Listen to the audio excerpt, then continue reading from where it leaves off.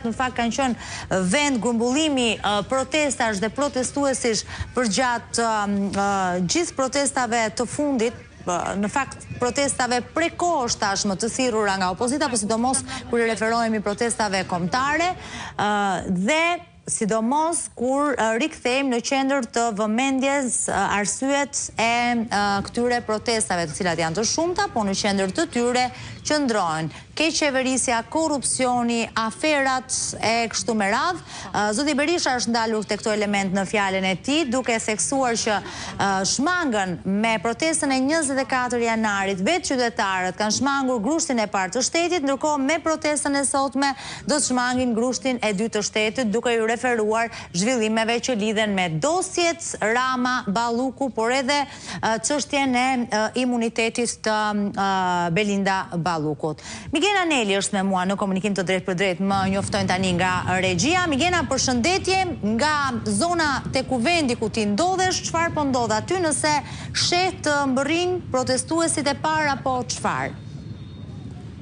Të përshëndes Armela, në fakt ende nuk kanë mbërritur protestuesit e parë, pasi ashtu siç u tha edhe më përpara, ndryshe nga herët e tjera, ata kanë vendosur të qëndrojnë pak më gjatë në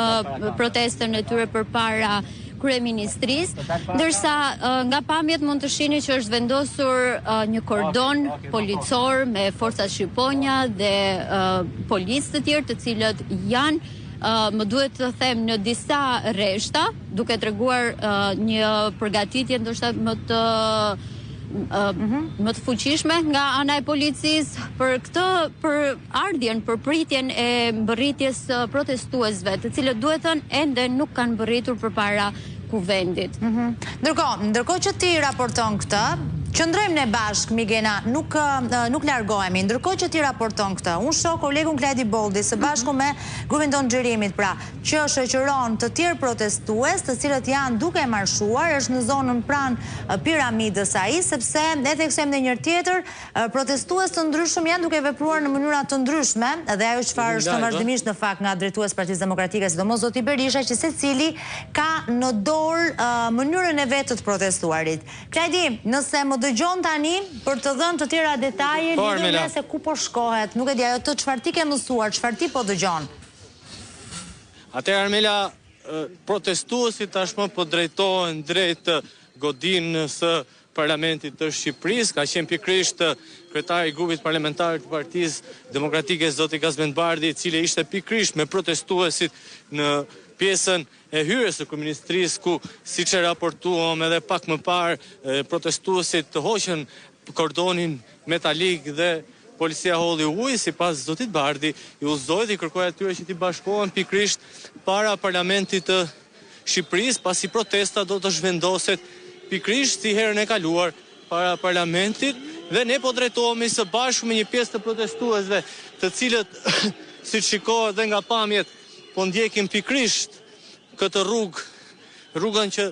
është rrugën e Unazës që të çon drejt Partisë Demokratike, urës së rrugës së Elbasanit për të drejtuar më pas në godinën e Parlamentit të Shqipërisë, dhe të shikojmë se çfarë do ndodhë nëse do të kemi një zhvendosje tjetër për ndonjë godinë tjetër, apo do të kemi sërish rikthim në godinën e kryeministrisë, të shikojmë dhe reagimin e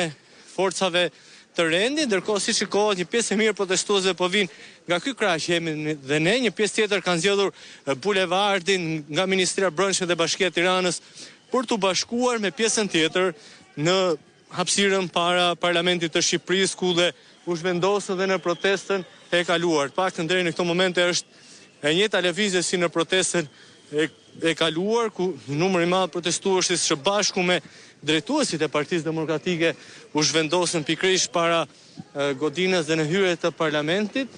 ndërkohë që kishte edhe tensione dhe përplasje midis tyre dhe forcave të policisë, ku her pas here hidhin gaz lotësjedhës dhe në atë hapësirë, duke qenë se është një hapësirë shumë e ngushtë dhe shumë e vogël për shkak të sasisë së madhe të gazit lotësjedhës të hedhur, kishim jo pak probleme gazetarët, por dhe qytetarët, madje siç e kemi raportuar live, një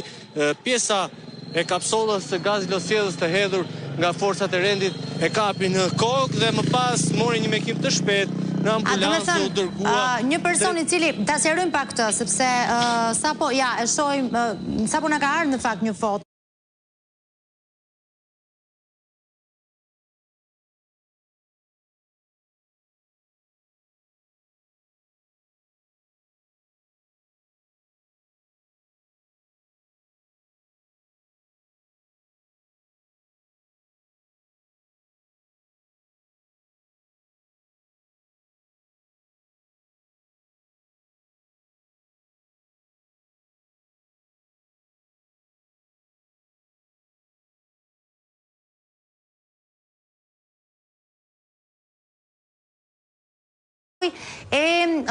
Goditjes nga ana e policisë, por do duhet, unë kam shumë me merak që të sqarohet çdo detaj dhe të jemi deri në fund transparent dhe të saktë në çdo element që përcjellim. Po i referohesha, sepse po të dëgjoja vetëm pjesën e fundit fjalës dhe po i referohesha pikërisht asaj fotoje që po ndiqnim pak çaste më parë, për cilën nuk kemi informacione, ti vetë nuk ke informacione. Jo, deri në këtë moment nuk është se nuk kemi mundur të marrim informacione nga organizatorët apo edhe nga burime të tjera, megjithatë me ngjarje që ndodhen aty në pak minuta mund të ketë pasur dhe nga ndonjë, nuk e di, ndoshta përplasje me efektivat e policisë në momentin që protestuesit po lëviznin dhe po tentonin të ishin pjesën e gordonit metalik, kishte një lloj përplasje me efektivat e policisë, ndoshta është informacion që do të sqarohet më vonë, ndoshta mund të kemi informacione më detajuara dhe nga qytetarët që kanë qenë prezent, megjithatë ne tashmë po drejtohemi, siç shikohet nga pamja, drejt godinës së Parlamentit të Shqipërisë, së bashku me një pjesë të madhe të protestuesve, të gjithë protestuesit, siç e thash, janë ndarë dhe kanë ndjekur një pjesë dhe një rrugë tjetër, megjithatë të gjithë do të bashkohen